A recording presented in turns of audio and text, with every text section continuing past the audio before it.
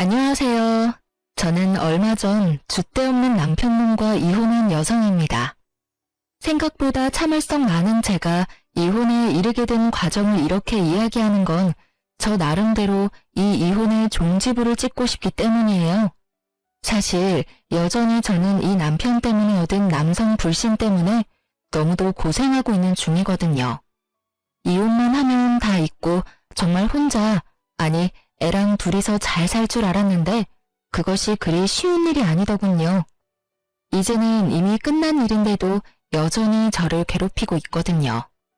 아무것도 하지 않고 멍하니 있을 때나 가끔씩 아이가 아빠에 대한 이야기를 할 때면 생각만으로도 우라통이 터져서 미쳐버릴 것 같아서요. 친구에게 이야기했더니 차라리 다 털어놓으면 마음이 편해지지 않겠냐는 생각으로 사연 글을 써봅니다. 저와 남편은 같은 직장에서 일하는 동료를 만나서 결혼했어요. 동갑이었기 때문에 제가 실제적으로는 더 오랫동안 회사에서 근무를 하고 있는 상황이었고, 남편은 저희 회사에 들어오기 전에 벌써 두 군데의 회사를 거쳐 들어온 상황이었어요. 남편은 느긋하고 쾌활한 성격의 분위기 메이커였어요. 옆에 있기만 해도 주변 사람들이 즐거워했으니까요. 그렇지만 일을 잘했냐고 물어본다면 글쎄요 라는 답밖에 못할 정도로 일은 못했어요. 제가 옆에서 봤을 때는 못한다기보다는 따분해하고 금방 흥미를 잃을 것 같다는 느낌이 더 컸죠. 당시에는 젊은 사람에게 회사라는 게 다 그런 거라고 생각했기에 별로 큰 문제 삼지 않았어요. 하지만 지금 돌이켜보면 남편은 한 가지에 진득하게 붙어서 집중할 수 있는 사람은 아니었어요. 처음에 말한 그대로 줏대가 없는 사람이었거든요. 그래도 같이 있으면 즐거운 사람이었기에 남편이 제게 고백을 하고 청혼까지 했을 때는 당연히 받아들였어요. 결혼이라는 게 중요한 건 저도 알았지만 저도 처음 해보는 거고 상대방을 다 안다고 착각하고 있었거든요. 내가 그 사람의 모든 모습을 봤다고 또 알고 있다고 말이죠. 그렇게 맹신했던 대가는 결혼 후에 모두 지불하게 됐죠. 이런 상황에 시댁이라도 저와 마음이 맞았다면 제가 힘든 일도 없었을 텐데 시댁도 저와는 영 다른 세계의 사람들이었어요. 시어른들은 남편을 최우선으로 생각하는 사람이었어요. 물론 제 자식 귀엽고 사랑스러운 건 당연한 거지만 시부모는 좀 지나치다고나 할까요? 무슨 일이 벌어져도 남편보다는 제 탓을 하더군요. 저와 결혼하지 않았을 때는 도대체 누구 탓을 했을까 하는 그런 생각까지 들도록 만드는 분이었어요. 저와 직접적으로 연관된 일이 아님에도 언제나 제 탓을 하고 남편을 두둔하는 분들이었죠. 게다가 무엇보다 맞벌이를 그다지 좋아하지 않으셨고 그 시간에 제가 남편을 내조하고 육아를 해주길 바라는 분들이었어요. 하지만 그럴 수는 없었죠. 두 사람이 벌어도 수도권에서 살면 모자라게 되어 있거든요. 저희 친정이나 시댁은 고만고만한 데다가 저랑 남편 직장도 그리 좋은 곳은 아니라 많이 벌지도 못했으니까요. 현실적으로 안 되는 문제를 언제까지고 꼬투리 잡아 요구하시는 분들을 보며 이대로 결혼 생활이 잘 될까 싶은 생각도 들었었죠. 그리고 그런 고민에 확신을 더해주게 된 사건이 벌어졌어요. 결혼 후 4년 차에 일어난 일이었죠. 그때는 이미 첫째가 태어났고 저는 이제 막 육아휴직에서 복귀한 상황이었어요. 그런데 남편이 갑자기 며칠째 저한테 그런 소리를 하더군요. 당신은 내가 이 직장보다 더 좋은 곳에 갈 수 있을 거라고 생각하지 않아? 그게 무슨 말이야? 왜? 더 좋은 직장에서 오래? 오라면 가야지. 돈도 많이 주고 복지도 빵빵하면 두말 없이 돌아서서 가야지. 역시 그렇지? 왜? 어디서 연락 왔어? 뭔데 그런 걸 물어? 사실은 내가 공무원 공부를 생각 중이거든. 아무래도 안정적이고 길게 갈 수도 있고 복지도 좋잖아. 그래서 그러는데 당신이 좀 도와주지 않을래? 저는 천진난만하다 못해 멍청한 남편의 얼굴을 보며 당황했어요. 갑자기 30대 후반에 무슨 공무원 타령인지. 저는 얼굴로 말했죠.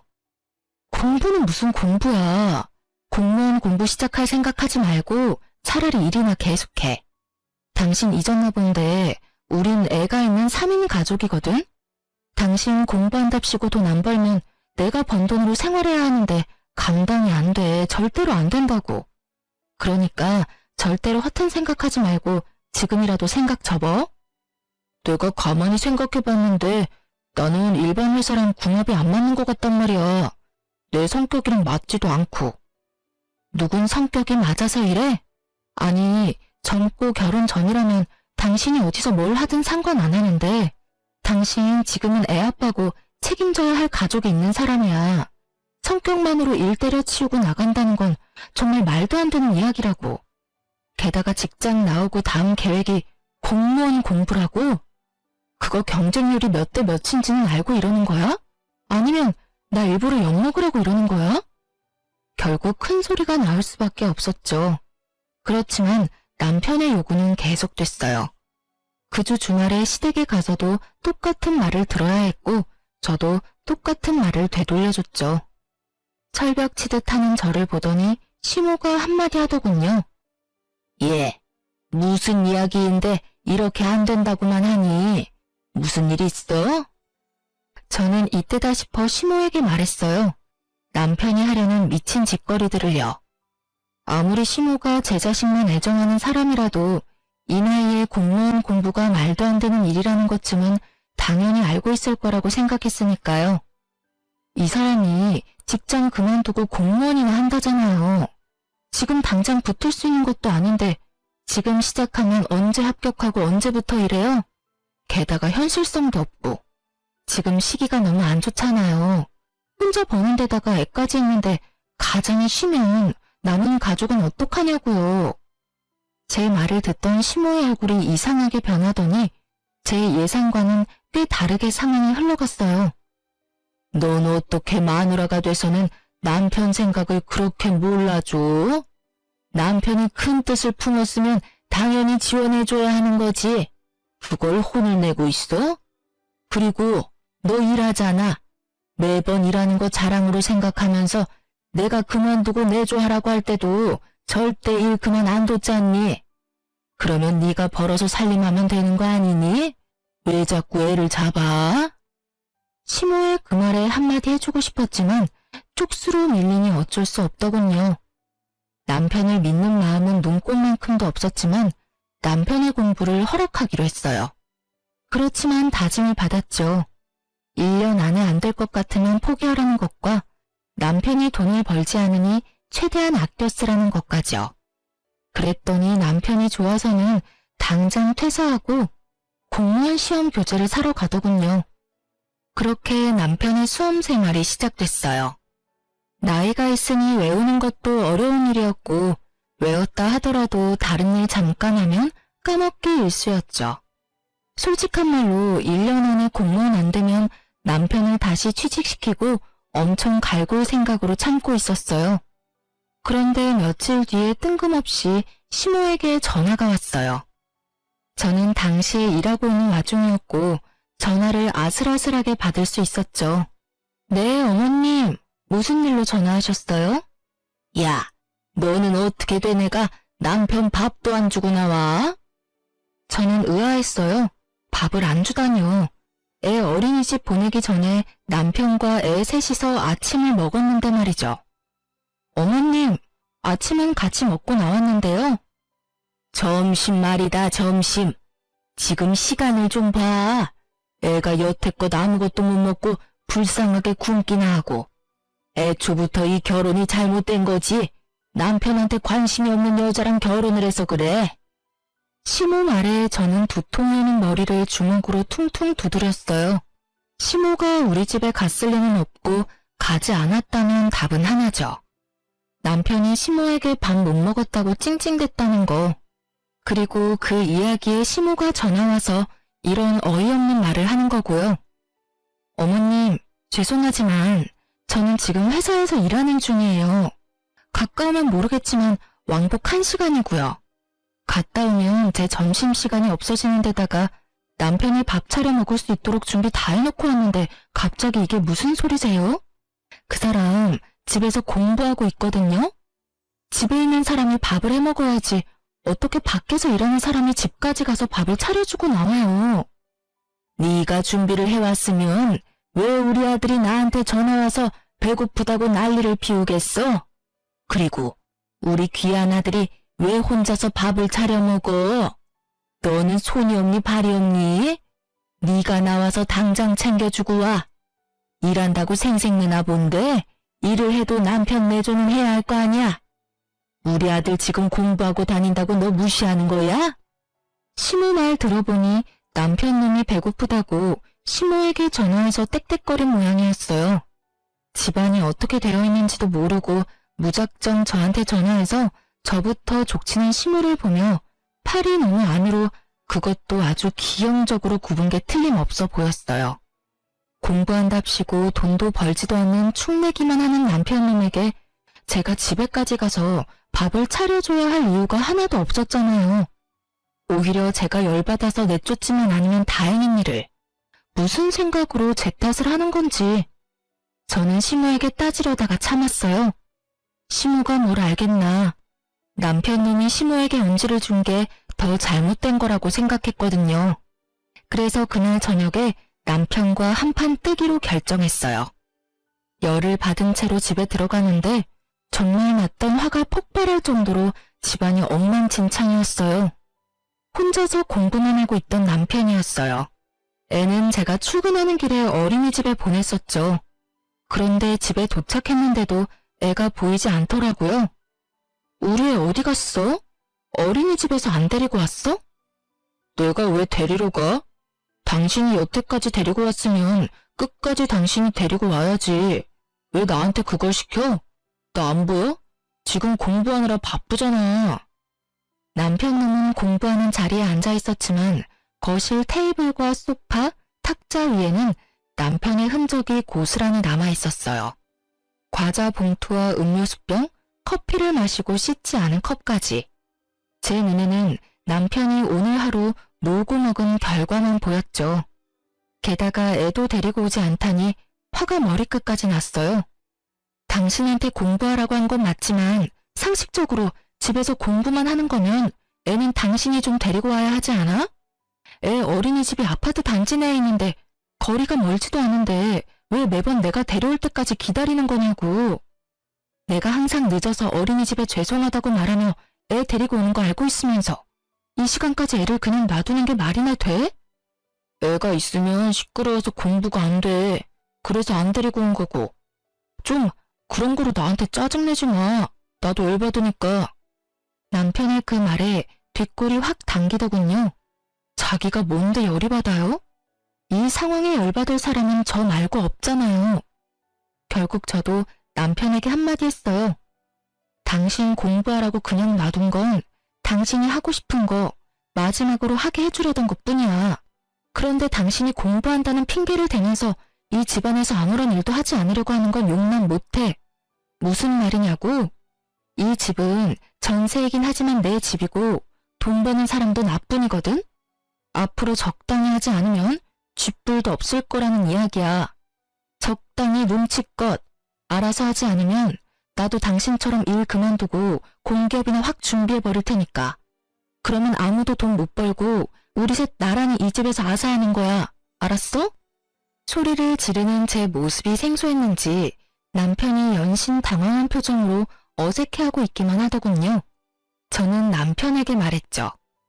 당신이 공부를 한다고 해서 우리 집안일에서 벗어난다고는 생각하지 마. 진짜로 그렇게 생각하고 있는 거면 당신이랑 내가 왜 같이 살아? 부부는 함께 사는 사이지 한 사람이 희생하는 관계는 아니잖아. 나한테 이 짐 저 짐 다 얹어두고 싶으면 차라리 한마디만 해. 바로 이혼하자고. 이혼 안 할 거면 당신도 어느 정도 희생해. 지금 현재도 나만 희생하고 있는 거 알고는 있지? 결국 제 말에 남편이 쫄았는지 그 뒤로는 그런 막무가내 짓은 안 하더군요. 그리고 어지럽혀 두었던 식탁이며 거실도 집에 올 때는 다 정리가 되었죠. 그제야 사람 사는 집처럼 보였어요. 솔직하게 말해서 남편이 일을 하지 않으면 제가 조금은 편해질 줄 알았는데 제가 더 불편해질 줄은 몰랐거든요. 게다가 남편이 일을 그만뒀으니 저라도 많이 벌어보려고 야근을 많이 잡아놓은 터라 피곤함마저 가득했으니까요. 그렇지만 이렇게 고생해보면 남편도 곧 제정신 차리겠지 하는 마음으로 버텼어요. 그렇지만 그만두겠다고 하지는 않더군요. 오히려 더 오기가 생긴 것처럼 예전보다 더 열심히 하더군요. 그래, 뭐 이것도 괜찮겠다 싶었어요. 차라리 진짜 공무원이 되면 제가 힘든 일이 없어지게 될지도 모르니까요. 그런 생각으로 남편을 놔뒀어요. 다만 그 이후로는 일하지 않으면 사람 대접을 하지 않겠다고 하니 남편이 설거지며 아이 등 하원을 시켜주더군요. 이때가 가장 평온했고 별일 없는 날들이었던 것 같아요. 그 뒤에는 제 상상을 초월하는 일이 벌어졌거든요. 얌전히 공부만 하고 있을 거라 생각했던 남편이 어느 날은 제게 슬며시 다가와 한마디 툭 꺼내더군요. 나 직장 생활은 내 체질에 안 맞는 것 같아. 특히 다른 사람 밑에서 일하는 게 힘든데 다른 회사의 직원으로 가든 공무원으로 가든 내 위로는 다 내가 고개 숙일 사람밖에 없으니까. 그래서 이번에는 특별히 장사를 한번 해볼까 싶은데 어때?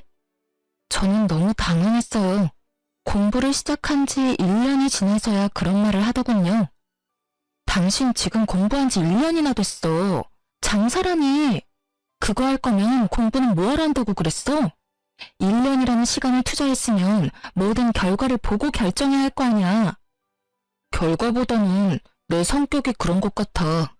어차피 공무원도 계급사회인데 내가 적응 못할 것 같거든. 그럴 바엔 차라리 내가 사장인 자영업자가 되는 게 나을 것 같아서.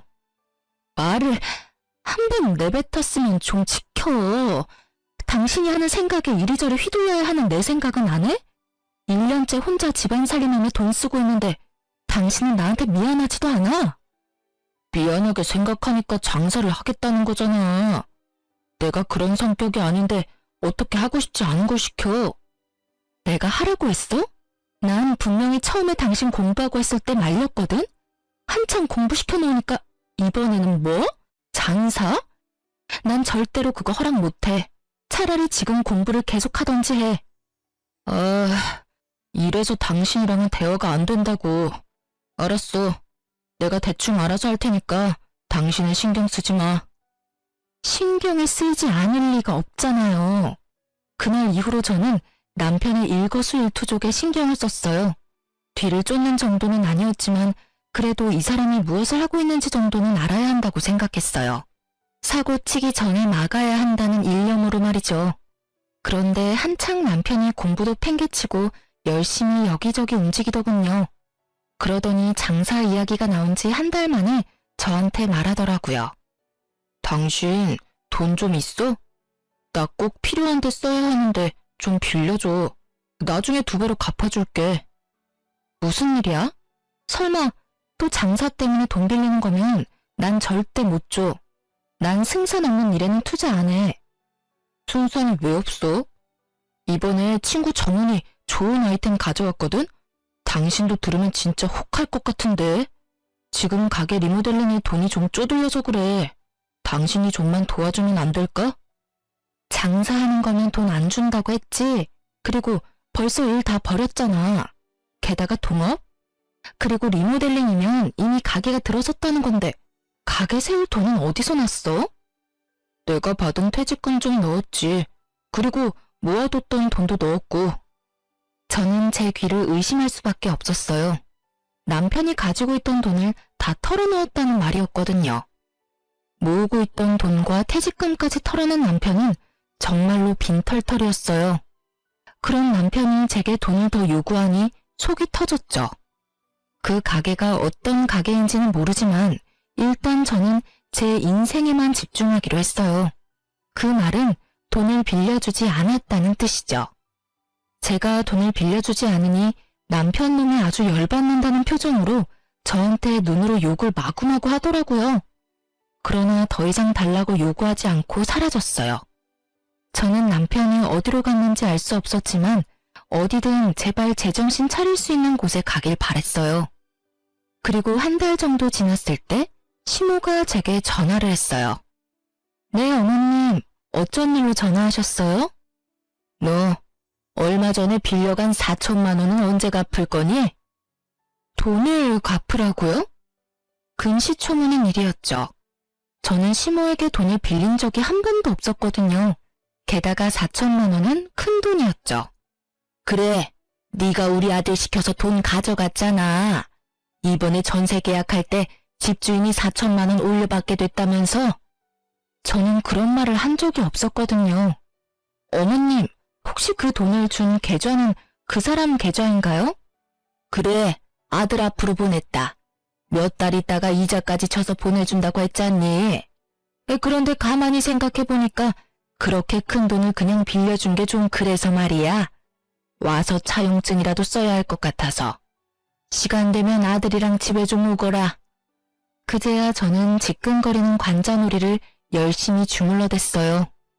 저한테 돈이 필요하다며 찡얼거리던 남편놈이 시모에게 제 이름 팔아서 돈을 빌렸더군요.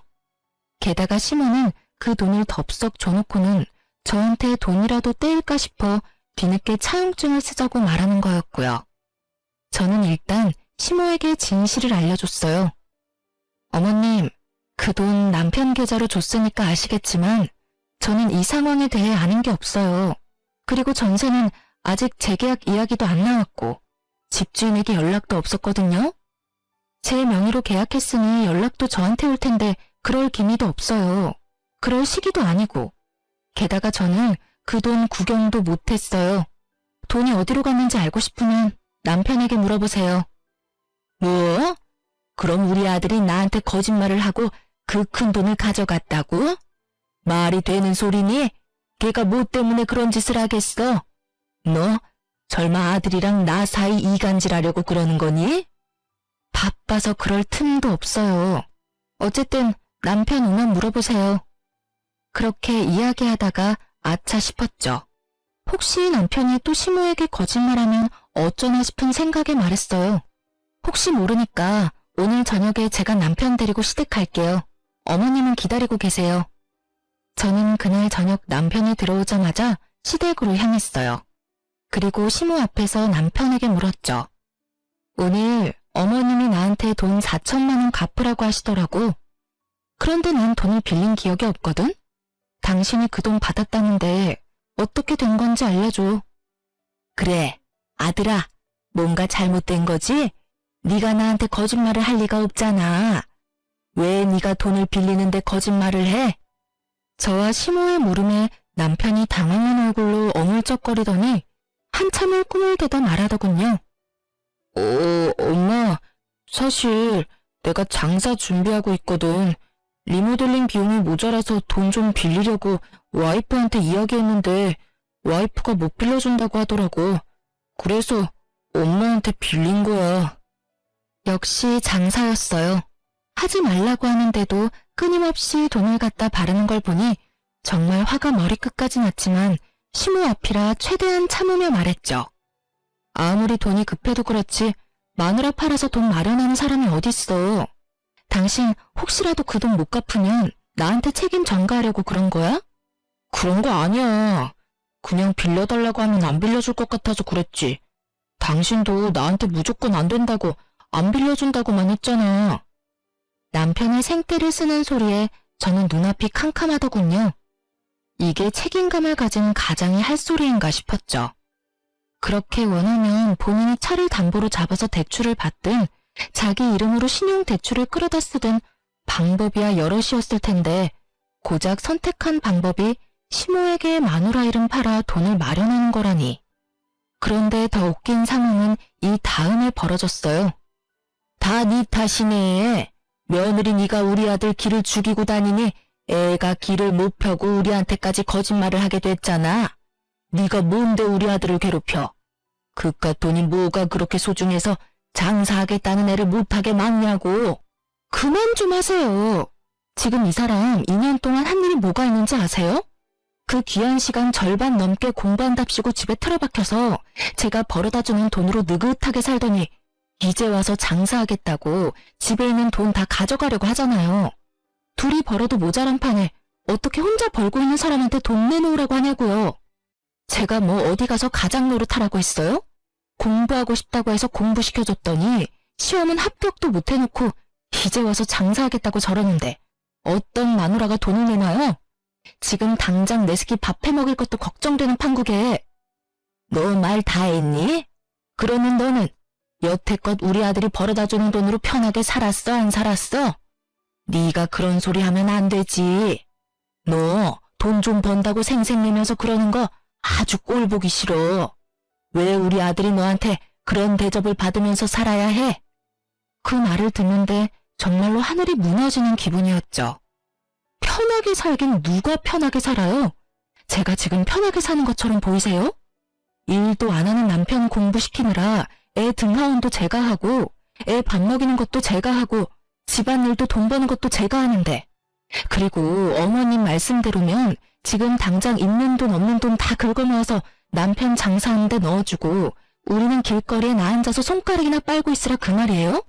제가 적나라하게 말하자 그제야 시모가 눈치를 보더니 딱 잡아떼더군요. 내가 언제 그렇게 말했어? 넌 사람을 꼭 그렇게 이상한 사람으로 만들어야겠니? 그게 아니면 뭔데요? 제 말이 어머니 말이랑 뭐가 달라요? 집에 있는 여윳돈은 다 남편한테 갖다 바쳐라 이거잖아요. 일도 안 하고 집에서 쳐놀기만 하는 주제에 사고나 치고 다니는 남편한테.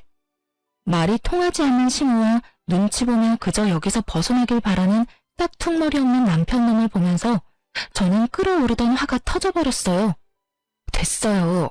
이런 말 할 필요도 없네요. 당신 이혼해. 줏대 없는 당신 때문에 고생하며 여기까지 왔는데 더는 못하겠어. 내가 왜 이런 취급 당하면서까지 당신하고 같이 살아야 해? 애는 내가 데리고 살 거니까 당신은 당신 원하는 대로 공부를 하든지 장사를 하든지 마음대로 해. 제 이혼 이야기에 남편은 당황해서 변명부터 하기 바쁘더군요. 이혼? 갑자기 웬 이혼이야. 장사 한번 하겠다는데 이혼하는 건 너무한 거 아니야? 나한테도 시간을 줘야지. 난 그 시간 못 기다려. 솔직하게 말해서 지금도 싱글맘 기분이야. 이혼을 안 하면 사고 많이 치는 애랑 어린애 둘을 키우는 기분일 거고, 이혼하면 그냥 어린애 하나 키우는 기분이겠지. 그러니까 이제 그만하자. 당신 진짜 이럴 거야? 솔직하게 말해서 당신만 이혼하고 싶은 건 줄 알아? 내가 하고 싶은 말이었어. 그래도 당신 고생한 거 알고 있으니까 여태껏 내가 참은 거지. 뭘 참았는데? 네가 도대체 뭘 참았다고 네 입에서 이혼 이야기가 나와. 결혼해서 마누라 고열 빨아가며 열심히 놀았으면서 당신이 뭘 참았는데? 내가 한 잔소리가 그렇게 듣기 싫었어? 당신이 정상적으로 직장만 다니고 있었어도 내가 그랬겠어? 와, 내가 이런 남자랑 결혼했다니 진짜 최악이다, 최악. 그래, 당신도 이혼하고 싶었다니 다행이네. 질질 끌고 할 필요도 없이 깔끔해서 좋겠어.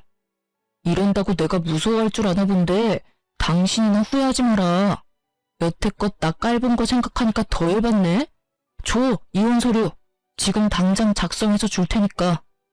그래야 돼. 잘 생각했어. 이런 여자가 남편 잡아먹는 년이야. 세상 천지에 반이 여자고 우리 아들 내조 잘해줄 여자도 어딘가에는 있을 거다. 처음부터 이런 여자인 걸 알았으면 결혼을 허락하지도 않는 건데.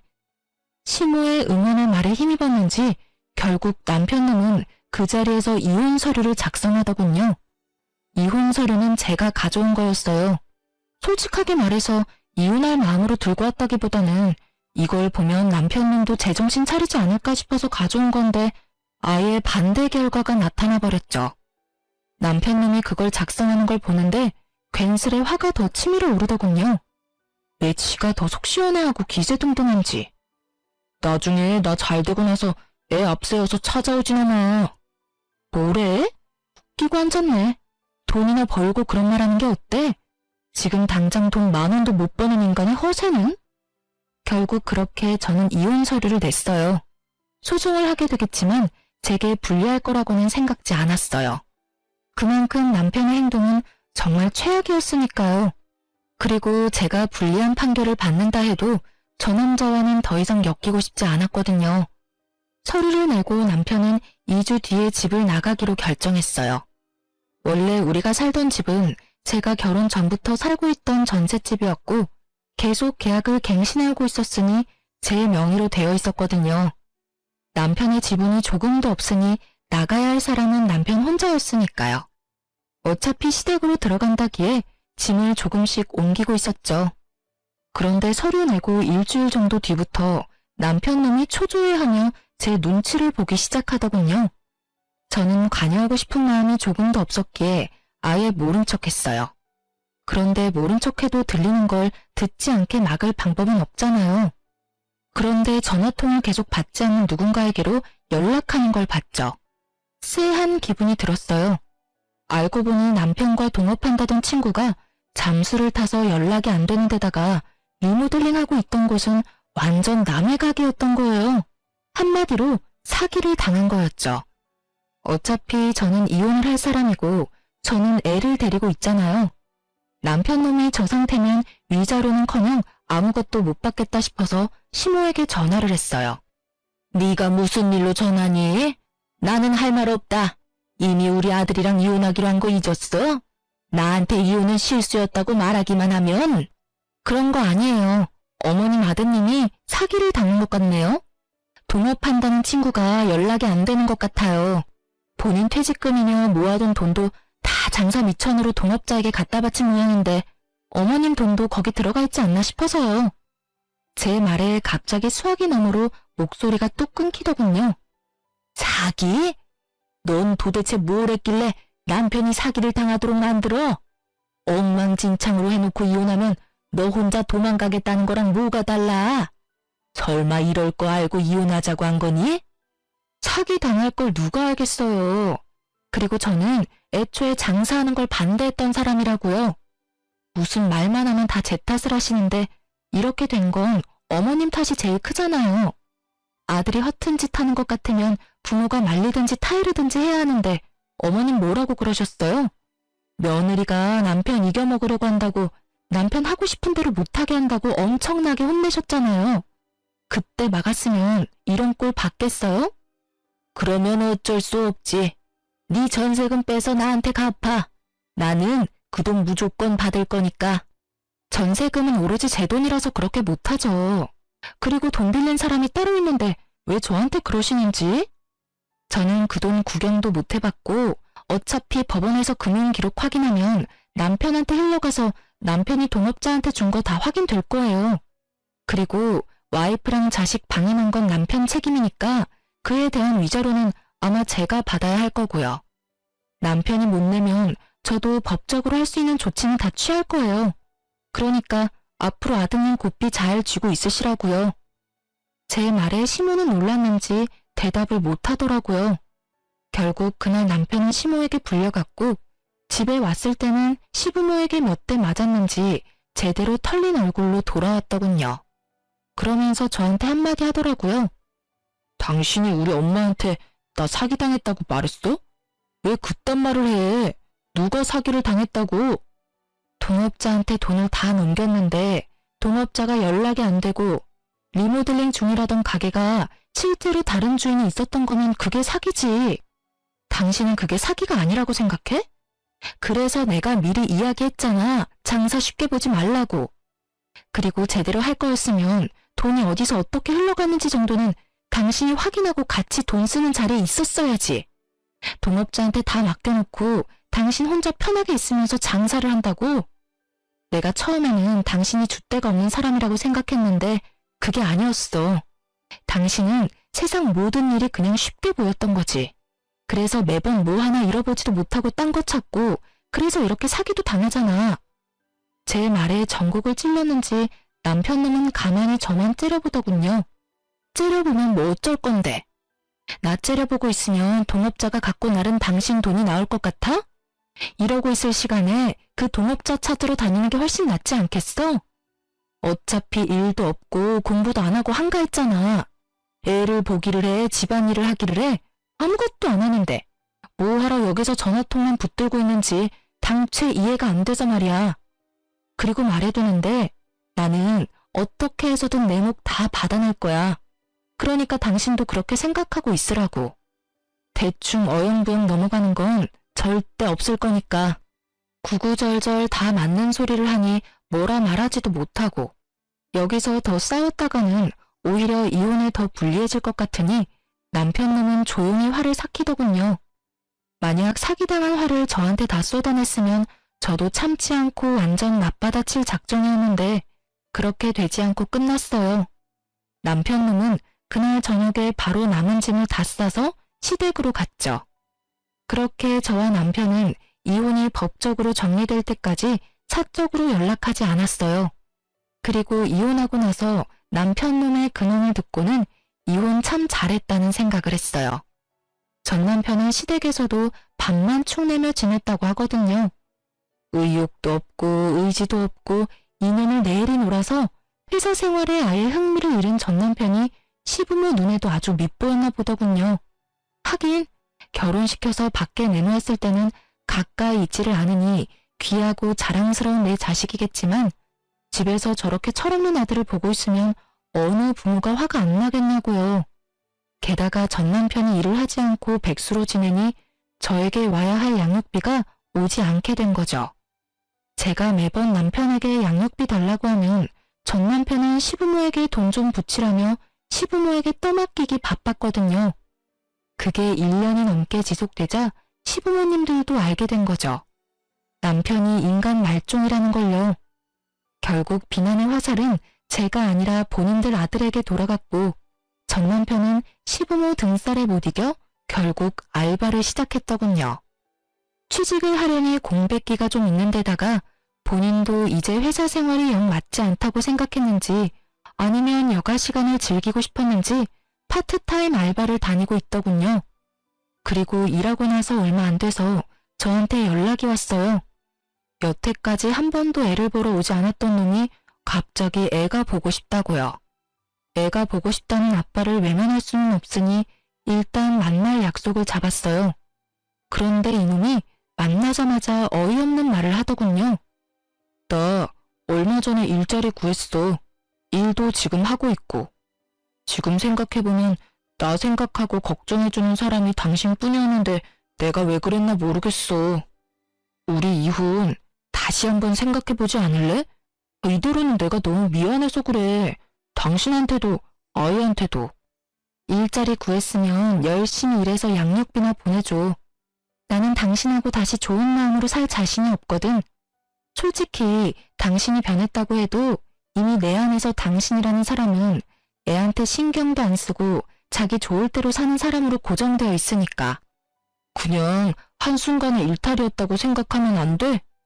나도 나쁜 의도로 그런 건 아니잖아. 다 우리 가족 잘 되라고 한 선택이었는데 그게 잘 안 됐을 뿐이고. 만약에 내가 한 선택들이 다 잘 됐다면 당신도 나와 이혼하지는 않았을 거 아니야. 아니, 그래도 나는 당신이랑 이혼했을 거야. 당신이 착각하고 있는 것 같은데 내가 확실하게 말해줄게. 당신이 잘 되고 못 되고를 떠나서 당신이 한 선택들은 나랑 애를 생각하면 선택할 수 없는 일들 뿐이었어. 와이프를 일하게 하고 애도 돌보지 않고 하지 말라는 것만 골라서 한 모든 것들이 말이야. 그러니까 한마디로 너는 네 생각만 하는 이기적인 놈이라 이거지. 그러니까 다시 이혼해도 넌 똑같이 이기적인 선택을 할 거야. 그리고 당신이 변했다 해도 나는 다시는 너한테 안 가. 내가 아닌 다른 사람과 잘해봐. 나는 2번을 당했으니까 3번은 당하고 싶지 않거든? 내 인생을 걸고 그런 도박을 하라는 건 좀 너무하지 않냐? 제 말에 강한 비난을 읽었는지 남편은 다시 입을 꾹 닫더군요. 제가 넘어올 줄 알았나 봐요. 그렇게 남편은 애를 보는 둥 마는 둥 하고 돌아갔어요. 그리고 그날 저녁에 시모에게서 전화가 왔어요. 이번에는 또 어떤 탓을 하려나 싶어서 전화를 받았죠. 그래, 잘 지내니? 애도 잘 지내지? 오늘 아들이 왔다 갔지 않아? 네, 다녀갔어요. 저는 긴 말하고 싶지 않았어요. 전 남편이 재혼 이야기 꺼낸 것도 하고 싶지 않았고요. 그런데 시모가 그러더군요. 네가 우리한테 서운한 마음인 건 잘 알아. 그렇지만 너희는 가족이잖니? 우리 아들 저렇게 집에서 처량하게 있는 거 보니 딱 하고 안 됐어. 나도 그렇고 아들도 그렇고 다시는 너 하는 말, 너 하는 일에 토달지 않겠다 다짐하마. 그러니까 우리 아들 좀 다시 데려가, 응? 저는 이 대목에서 웃을 뻔했어요. 같이 살아보니 자기 아들이 어떤 인간인지를 알았던 모양인지 빠르게 저한테 보내고 싶어서 안달이 났더라고요. 그런데 제가 받아줄 리가 없잖아요. 이제 와서 입 싹 닫고 다시 데려가라는 건 좀 너무하시지 않나요? 그렇게 자랑스럽고 사랑스러운 아드님이면 어머님이 직접 데리고 있는 게 맞는 거 아닐까요? 솔직하게 말해서 저는 자기만 소중하게 생각하는 남자는 필요가 없거든요. 아무리 답답해도 어머님한테는 아들이니까 이해하고 넘어갈 수 있겠지만 저는 생판남인데다가 그 사람 때문에 피해만 본 사람인데 제가 왜 그 사람을 데려가요? 그 사람이 저와 아이를 가족으로 생각했으면 잘하던 일 때려치우고 공부한답시고 백수돼서 돈을 축내는 일을 했겠어요? 와이프가 하지 말라고 단단히 일렀는데도 장사해보겠다고 있는 돈 다 때려받고 사기 당할 일 만들었겠어요? 사기치려는 놈한테는 못 이긴다는 거 알아요. 그러면 그 동업자라는 사기꾼 말 듣기 전에 마누라 말을 조금이라도 귀담아 들었으면 이런 일이 없었을 거잖아요. 제가 왜 어머님을 위해서, 전 남편을 위해서 다시 재혼이라는 희생을 해야 할지 모르겠네요. 그냥 아드님 옆에 계속 데리고 사세요. 저는 사고만 치고 가정에는 충실하지 않은 이기적이고 줏대없는 남자는 필요 없거든요. 저는 제 할 말만 하고 전화를 딱 끊어버렸어요. 이 얼마나 뻔뻔하고 계산적인 사람들인지. 아무리 봐도 자기가 감당 못할 것 같으니까 저한테 다 넘기려는 수작이잖아요. 게다가 전 남편도 시모보다 더 답이 없는 놈이죠. 이혼할 때 그렇게 기세등등하게 큰 소리 쳤잖아요. 잘 되고 나서 애 앞세워서 찾아오지 말라고요. 그 짓을 지가 지금 하고 있는데 제가 받아줄 거라 생각한 게 웃기지 않나요? 그 이혼 직전의 인연은 제 인생의 암흑기와 마찬가지예요. 그때를 생각하면 진짜 자기 혐오에 빠질 정도거든요. 그래도 어떻게든 너무 늦지 않은 시기에 빠져나와 천만다행이라고 생각하고 있어요. 실은 전 남편이 공부를 한다고 했을 때부터 이혼을 해야 하나 싶은 마음이 있었던 것도 사실이고 그때 이혼을 했다면 제가 그만큼 고생할 일도 없었겠죠. 하지만 그 당시에는 그 사람을 한번 믿어보고 싶은 마음이 있었던 건지도 몰라요. 물론 배신당했지만요. 그랬기에 두 번째에는 더 늦기 전에 이혼할 수 있었던 것 같아요.